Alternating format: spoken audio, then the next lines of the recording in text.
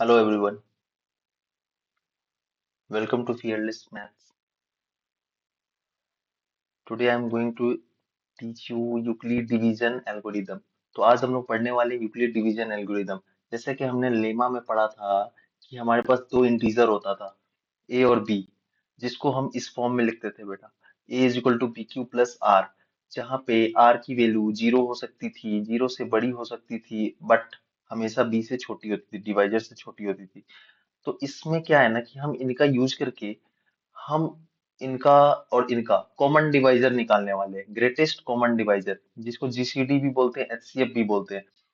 या फिर यूं कह लो कि जो ए और बी का कॉमन डिवाइजर होगा वही बी और आर का कॉमन डिवाइजर होगा, या फिर इसका वाइस वर्सा, यानी कि बी और आर का जो कॉमन डिवाइजर होगा वही ए और बी का कॉमन डिवाइजर होगा। स्टेटमेंट एक बार पढ़ लेते हैं, यही लिखा है, if a and b are two positive integers such that a is equal to B Q plus r, then every common divisor of a and b is common divisor of b and r and vice versa। अच्छा, एक statement और लिखा है, it is very efficient method to compute HCF and GCD. बच्चों, ये वही method है जिसको आप हमेशा से यूज करते आ रहे हो एचसीएफ और एलसीएम निकालने के लिए, जैसा कि हम अभी एग्जांपल से समझने वाले हैं। एग्जांपल क्या है? सपोज मेरे पास दो नंबर है, 252 एंड 105, इनका एचसीएफ कैलकुलेट करने वाले। तो ए, इसको ए और इसको बी मान ले, तो हम A is equal to B Q plus are के फॉर्म में इसको लिखने वाले। 252 इज इक्वल टू 105 इंटू दो प्लस प्लस क्या लिखने वाले हैं, 42। इसके अलावा और कुछ नहीं लिख सकते। अगेन अगेन हम इसको और इसको यूक्लिड डिवीजन लेमा पे तोड़ने वाले हैं, तो क्या बनेगा, 105 is equal to 42 into 2 plus 21। अच्छा, एक चीज और, यहाँ देखना, 252 यानी कि 252 और 105 का डिफरेंस कितना आ रहा है बेटा? डिफरेंस कितना आ रहा है? 12 में से 5 के साथ, 4 और 1। फिर से यहाँ 147 और 105 का डिफरेंस कितना आ रहा है? 147 और 105 का डिफरेंस कितना आ रहा है? ऑब्जर्व करना है बस। 7 में से 5 किया 2, और यहाँ से 4, 42 आ रहा है। ओके, यहाँ देखना, 105 को हमने लिख दिया 42 के फॉर्म में, 42 इंटू 2 प्लस 21। नाउ यहाँ पे 105 और 42 का डिफरेंस कितना आ रहा है? कितना आ रहा है? 3 और 6, 63। अगेन 63 और 42 का डिफरेंस कितना आ रहा है? 21। नाउ अभी हम देखने क्या वाले, अगेन 42 और 21 को a is equal to B Q plus are के फॉर्म में लिखने वाले। तो 42 is equal to 21 into two plus zero. यहां से देखना डिफरेंस क्या बन रहा है, 42 माइनस 21 इज इक्वल टू 21।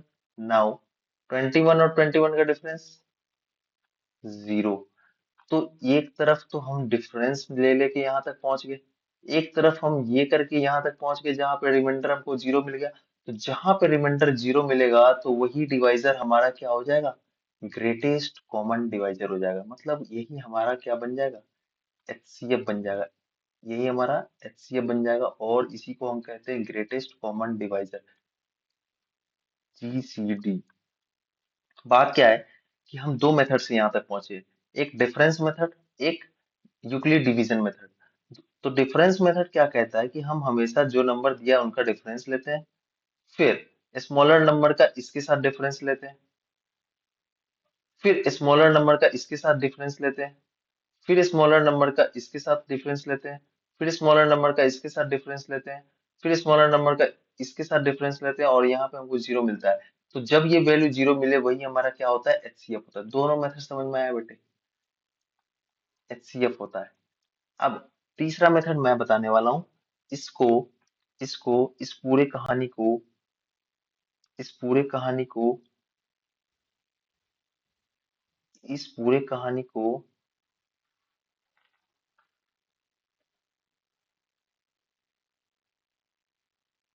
इस पूरे कहानी को हम लिखने कैसे वाले हैं, ध्यान से देखना। जैसे कि हमारे पास जैसे कि हमारे पास क्या नंबर था, 105 और 252। तो 105, यही मेथड आप भी यूज करते हो फ्रिक्वेंटली। 252, 252। तो यहाँ से क्या आएगा बेटा, एक बार में जाएगा या दो बार में जाएगा? तो 210। ओके, फिर ये क्या बचेगा, दो, पांच में से गया चार, अगेन डिवाइड करेंगे 105 को कितनी बार में, दो बार में। 84, कितना बचेगा, 21। 21 को डिवाइड करेंगे 40, 21 से डिवाइड करेंगे 42 को, सॉरी, 42 कट जाएगा। जैसे ही रिमाइंडर जीरो आया, यही हमारा क्या है बेटा, एचसीएफ है। अच्छा, इसी को तोड़ तोड़ के हमने ऊपर लिखा है तीन इक्वेशन। जैसे देखना, अगर हम सिर्फ इतने से डिवीजन की बात करें, तो यहाँ से एक इक्वेशन मिलेगा डिवीजन लेमा वाला। 252 is equal to 105 divisor into quotient plus remainder, पहला इक्वेशन। दूसरा इक्वेशन सिर्फ इतने से डिवीजन से मिलेगा, क्योंकि क्या मिलने वाला है, 105 is equal to 42 into two plus 21। तीसरा तीसरा इक्वेशन कहाँ से मिलने वाला है, यहाँ से मिलने वाला है। 42 is equal to 21 into two plus zero. Now जब ही हमारा रिमाइंडर जीरो बनता है, उसी स्टेप में हमारा एचसीएफ आ जाता है। और ये बातें मुझे लगता है अब आपको समझ में आ गई होगी। ओके, यहाँ तक डन है, यहाँ तक डन है। नाउ अभी हम दूसरा एग्जांपल देखने वाले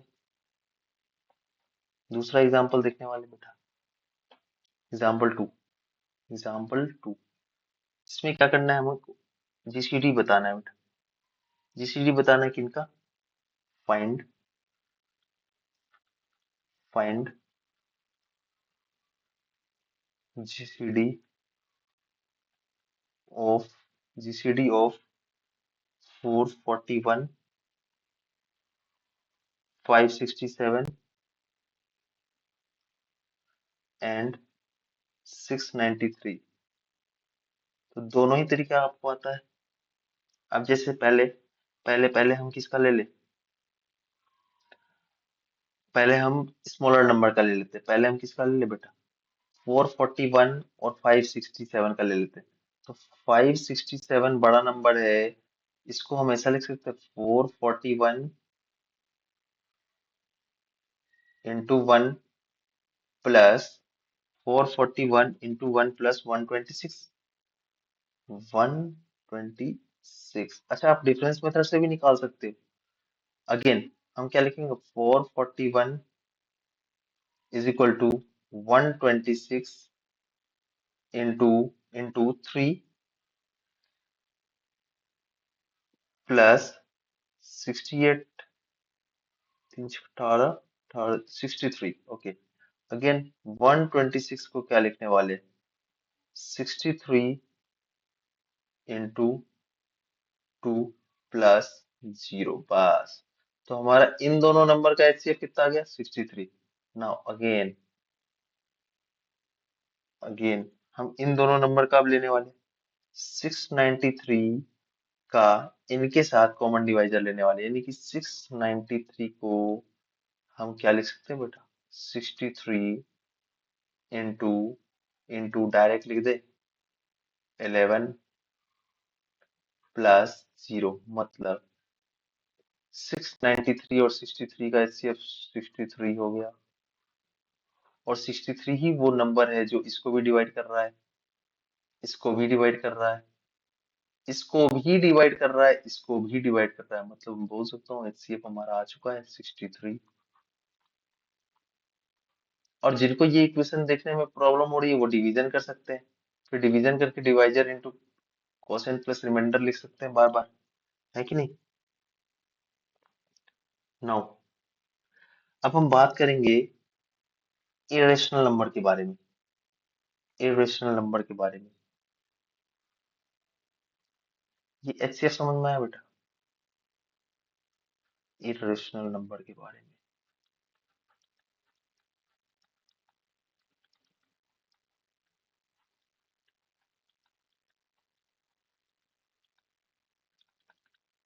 इरेशनल नंबर बोलते किसे हैं बेटा? इरेशनल नंबर वो है जिनको number number which which can not be cannot be expressed in form of p by q where q is not equal to zero। बेटे हम उस नंबर को इरेशनल बोलते हैं जिसको हम p by q के फॉर्म में रिप्रेजेंट ना कर सके और q हमारा जीरो नहीं होता, मतलब जिसको हम रेशनल ना बता सके वो इरेशनल। रेशनल नंबर की डेफिनेशन क्या होती थी कि हम ऐसे नंबर जिनको हम पी वाई क्यू के फॉर्म में रिप्रेजेंट कर सके जहाँ पे क्यू क्या होता था, जीरो के बराबर नहीं होता था, और पी और क्यू क्या होते थे, पी और क्यू क्या होते थे, इंटीजर्स होते थे। क्या होते थे? इंटीजर्स होते थे। क्या होते थे? इंटीजर्स होते थे। तो ऐसे नंबर जिनको हम पी वाई क्यू के फॉर्म में रिप्रेजेंट ना कर सके उसको हम इरेशनल बोलते हैं। तो ऐसे नंबर हम बहुत जानते हैं, जैसे कि हमारे पास वैल्यू होती है कुछ इस तरह की वैल्यू होती है, जैसे कि मान लो 1.4143 2, ऐसा 156 चलता रहे, ऐसा डॉट डॉट डॉट डॉट। तो इस तरह के नंबर को बोलते हैं बेटा non terminating non terminating terminating terminating non repeating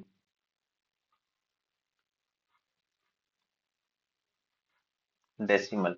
इस तरह का नंबर क्या होता है हमारा? इरेशनल होता है। जो ना तो टर्मिनेट होते हो, देखो डॉट डॉट डॉट टर्मिनेट ही नहीं हो रहा है, खत्म ही नहीं हो रहा है, नॉन रिपीटिंग, वैल्यू रिपीट भी नहीं करनी चाहिए। जैसे इसका मतलब ये नहीं कि फोर फोर रिपीट कर तो रहा है, ऐसा नहीं।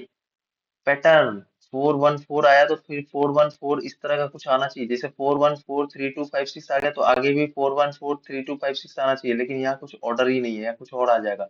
यहाँ कुछ ऑर्डर ही नहीं है, फोर आएगा लेकिन पता नहीं रैंडमली कहीं भी आ जाएगा। तो उस तरह के डेसिमल नंबर को क्या बोलते हैं? Non terminating non repeating decimal number. और इनको हम अगेन पी बाई क्यू के फॉर्म में रिप्रेजेंट नहीं कर सकते, इसलिए इनको हम बोलते हैं इरेशनल नंबर। और कैसे होते हैं इरेशनल नंबर?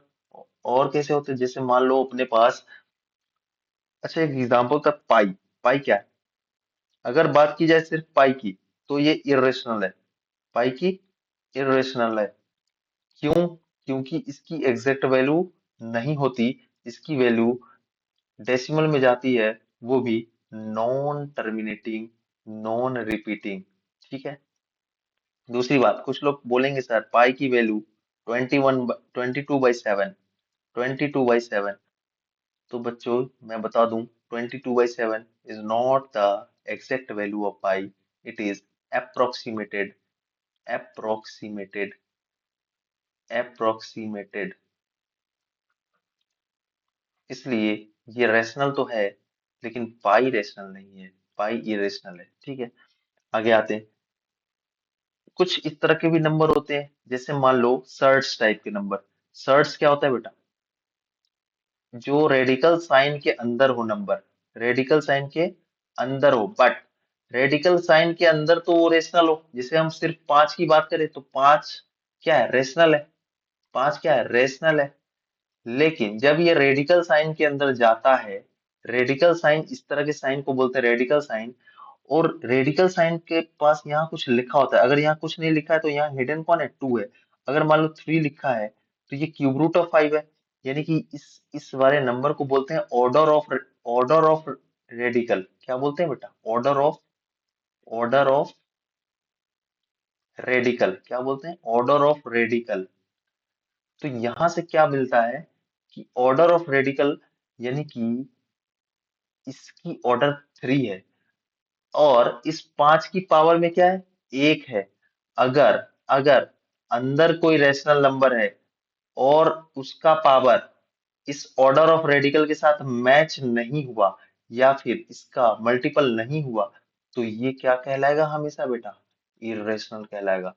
अभी मेरी बात समझ में नहीं आई होगी, अभी मैं एग्जांपल के साथ समझाना चाहता हूँ। जैसे मान लो मेरे पास एक एग्जांपल है, √4,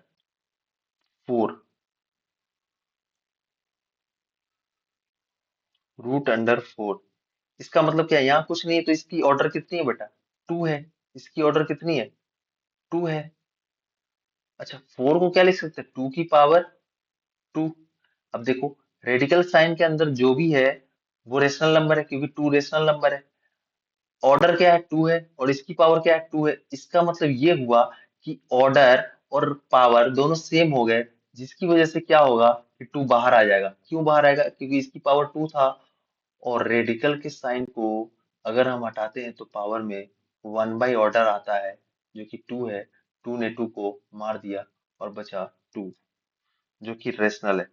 तो हम इसको इरेशनल नहीं बोल सकते √4 को, क्योंकि वो बाहर आ चुका है। लेकिन अगर √2 की बात करें तो ये इरेशनल है। क्यों इरेशनल है, क्योंकि इसका ऑर्डर कितना है बेटा, 2 है। 2 है, बट अंदर जो लिखा है उस पर पावर कितनी है, 1 है। तो यहाँ मिसमैच है। ये रेडिकल का ऑर्डर और ये पावर दोनों मैच नहीं कर रहे हैं, जिसकी वजह से ये कभी बाहर नहीं आएगा और रूट में ही रह जाएगा, और इसकी value non repeating non terminating decimal की फॉर्म में आएगी। इसलिए ये क्या है, ये इर्रेशनल है। ये क्या है, ये इर्रेशनल है। इतनी सी बात समझ में आई बेटा। ये क्या है, ये रेशनल है, ये रेशनल है, ये रेशनल है। चलो आगे बढ़ते हैं। जैसे हमारे पास आता है क्वेश्चन कुछ इस तरह का कि prove that prove that prove that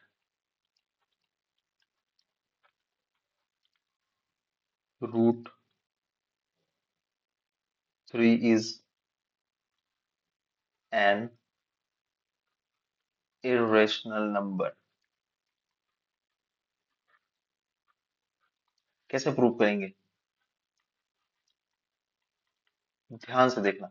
इसके लिए हमको कुछ समझना पड़ेगा। जैसे मान लो अगर √3 इरेशनल नहीं है तो हम इसको प्रूव कैसे करते हैं। तो प्रूव करने का मेथड बड़ा ही मतलब एक तरह का एक सीक्वेंस फॉलो करता है, जो कि हर क्वेश्चन में यही मेथड यूज होगा, और सारे क्वेश्चन इसी से बन जाएंगे। जैसे मान लो अगर हमको √3 को इरेशनल प्रूव करना है, तो हम इसको थोड़ी देर के लिए क्या मानते हैं, लेट √3 बी रैशनल। क्या मान लेते हैं बेटा, √3 बी रैशनल। इससे क्या होगा, अगर √3 रैशनल आपने मान लिया है, तो आपसे बोला जाएगा कि कृपया आप इसे पी बाई क्यू के फॉर्म में रिप्रेजेंट कर दीजिए, जहां पे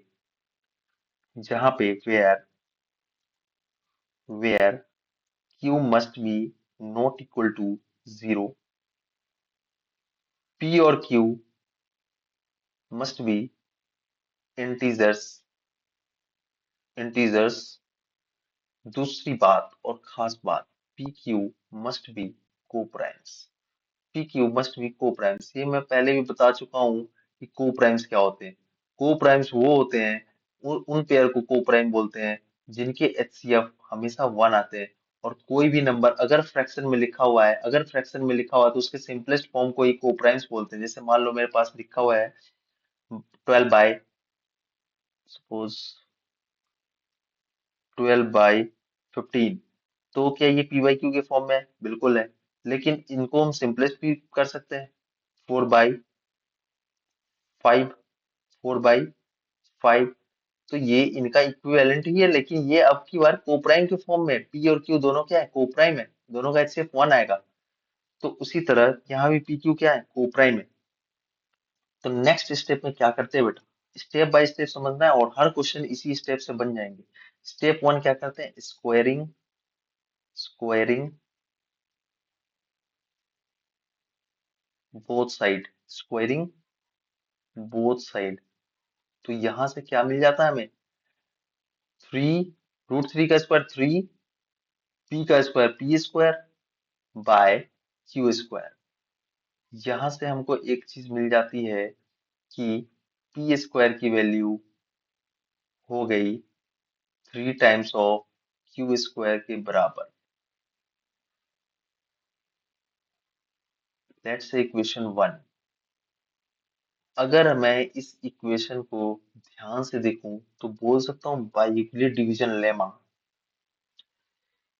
पी स्क्वायर कोई तो नंबर है, पी स्क्वायर कोई तो नंबर है जिसको हमने 3 टाइम्स ऑफ समथिंग के फॉर्म में लिख दिया है। इसका मतलब मैं बोल सकता हूँ three is three is factor factor of P square. अच्छा, अगर किसी नंबर को 3 डिवाइड कर रहा है तो उस नंबर के रूट को भी 3 डिवाइड करेगा क्या? अगर पी स्क्वायर कोई नंबर है, जैसे सपोज सपोज पी स्क्वायर 9 है, पी स्क्वायर 9 है, पी स्क्वायर 9 है, तो पी की वैल्यू क्या हो जाएगी बेटा? 3 हो जाएगी। या फिर हम ऐसा भी बोल सकते हैं ना, if p square is divided by 3 then p also divided by 3। अगर p 3 से ना डिवाइड होता तो पी स्क्वायर भी 3 से डिवाइड नहीं होता। तो उल्टा भी सोच सकते हैं ना, पी स्क्वायर अगर 3 से डिवाइड हो रहा है तो p भी 3 से डिवाइड होगा। 3 is also 3 is also 3 is also factor of p। अच्छा, इस बात को दूसरे तरह से भी समझ सकते हैं। आ जाओ समझते हैं पहले। इफ अगर पी स्क्वायर 3 से डिवाइड होता है तो इसके प्राइम फैक्टराइजेशन में 3 आता होगा बेटा। पी के प्राइम फैक्टराइजेशन में 3 आता होगा, 3 के साथ और भी कुछ कुछ आता होगा, लेकिन 3 तो पक्के से आता होगा। और उसका भी स्क्वायर कर दें तो पी स्क्वायर के बराबर हो जाएगा। इसका मतलब पी भी 3 से डिवाइड होता होगा, क्योंकि पी के प्राइम फैक्टर में भी 3 आता होगा और बाकी सब भी आते होंगे, क्योंकि इनका स्क्वायर करेंगे तभी तो इनका स्क्वायर होगा। यानी कि अगर पी के प्राइम फैक्टराइजेशन में 3 एक बार है तो पी स्क्वायर के प्राइम फैक्टराइजेशन में 3 कम से कम 2 बार तो जरूर होगा। पी के प्राइम फैक्टर में अगर 3 2 बार है तो पी स्क्वायर के प्राइम फैक्टर में 3 कम से कम 4 बार जरूर होगा। तो पी स्क्वायर को अगर 3 डिवाइड कर रहा है तो पी को भी 3 जरूर डिवाइड करेगा। अब समझ में आ गया बेटा? नाउ इस कॉन्सेप्ट का यूज करते हैं। अगर p को 3 डिवाइड कर रहा है तो हम यूक्लिड डिवीजन लेमा से p is equal to 3 times of something लिख सकते हैं बेटा, है ना? तो p is equal to 3a 3a को हम यूज कर लेते हैं फर्स्ट इक्वेशन में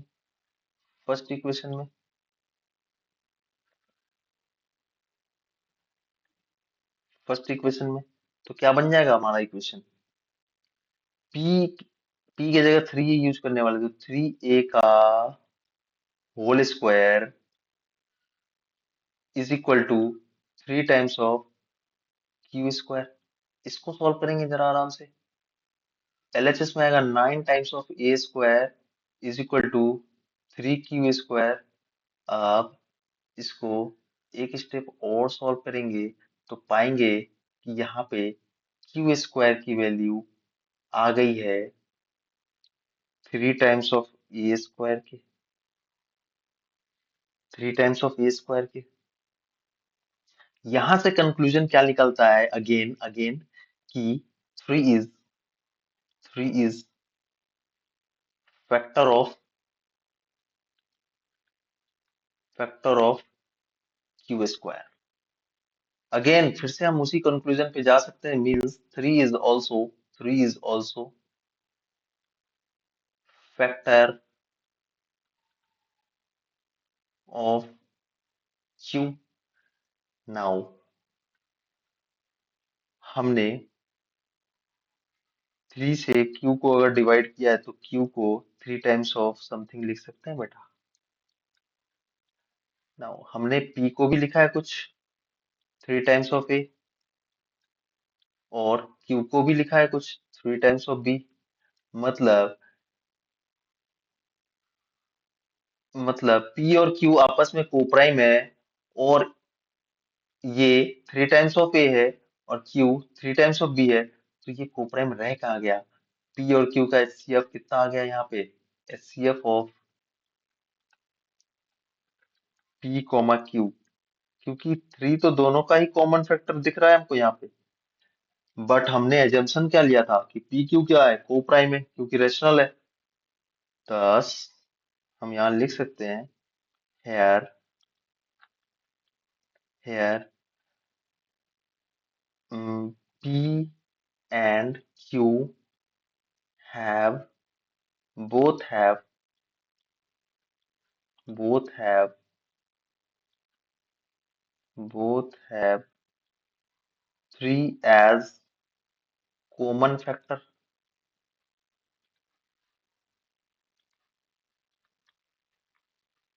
but we assume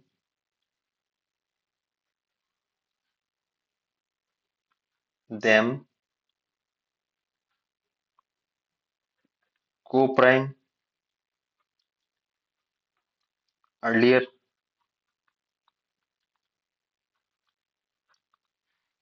Therefore, our assumption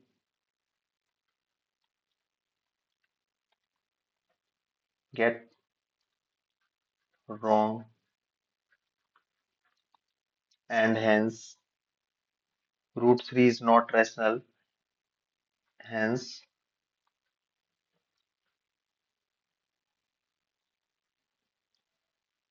root 3 is an irrational। हो गया प्रूफ। अब कुछ रिजल्ट्स की बात करते हैं। जैसे मान लो मेरे पास कोई नंबर है जो रैशनल है,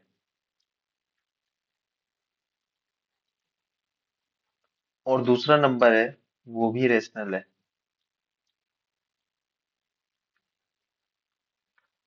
इनको प्लस करो या माइनस करो, रिजल्ट हमेशा क्या आएगा?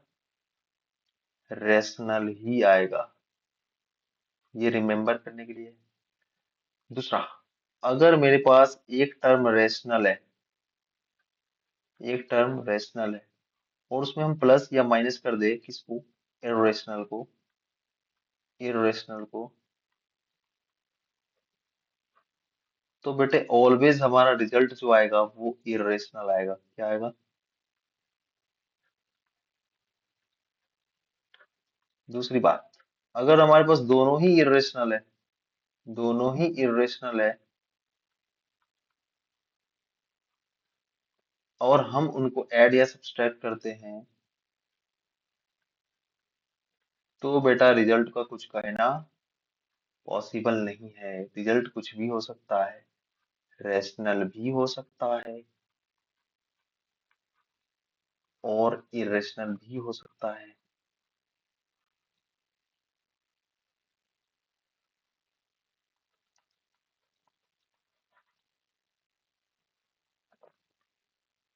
इरेशनल भी हो सकता है, इस बात को प्रूव करना जरूरी है कि नहीं?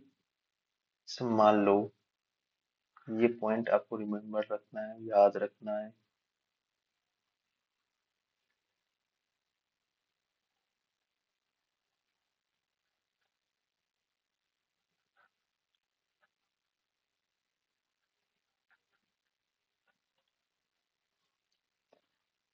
देखना, जैसे मेरे पास दो इरेशनल नंबर है, सपोज सपोज √3 प्लस √2। तो बेटे हम इनको अब जोड़ नहीं सकते, ये ऐसे ही रह जाएगा। ये ऐसे ही रह जाएगा, तो ये क्या है? इरेशनल है। हमने जिसको जोड़ा दोनों इरेशनल थे, अभी भी इरेशनल है। सपोज मेरे पास एक रेशनल है, दूसरा इरेशनल है, तो रिजल्ट क्या आ गया? इरेशनल। एक रेशनल दूसरा इरेशनल, तो रिजल्ट इरेशनल। अब इसको हम जोड़ देते हैं किसी और इरेशनल के साथ। दूसरा इरेशनल है हमारे पास 2 + √3। देखो बेटा, इसमें ये रेशनल है, ये इरेशनल है, तो एक रेशनल दूसरा इरेशनल, तो ये टोटल क्या हो गया? इरेशनल। ये टोटल क्या था? इरेशनल। अभी दोनों इरेशनल को अगर हम जोड़ दें तो बेटा रिजल्ट क्या आ रहा है? 2 + 2 4, और √3 एंड √3 गॉट कैंसल्ड, तो हमारा इरेशनल प्लस इरेशनल रेशनल आ गया। अच्छा, अगर दोनों को माइनस कर देते तो क्या था? 2 - √3 माइनस 2 + √3। अगर दोनों को माइनस कर देते तो क्या आता? माइनस का 2 टाइम्स √3, जो कि अगेन क्या है? इरेशनल। मतलब इरेशनल माइनस इरेशनल, इरेशनल आ गया। इरेशनल प्लस इरेशनल, रेशनल आ गया। तो यहाँ पे थर्ड वाले में हम रिजल्ट कह ही नहीं सकते, रेशनल भी आ सकता है, इरेशनल भी आ सकता है। ओके, तो आज के लिए इतना ही। Thank you. मिलेंगे कल के लेक्चर में, और वहां पे करेंगे बेटे हम हम करने वाले हैं अगली क्लास में वर्ड प्रॉब्लम्स, जो कि होगा एचसीएफ और एलसीएम पे, और प्राइम फैक्टराइजेशन पे। तो अपना आखिरी क्लास होने वाला है कल रियल नंबर पे। उसके बाद हम दूसरा चैप्टर शुरू करेंगे बेटा। Okay, thanks for watch.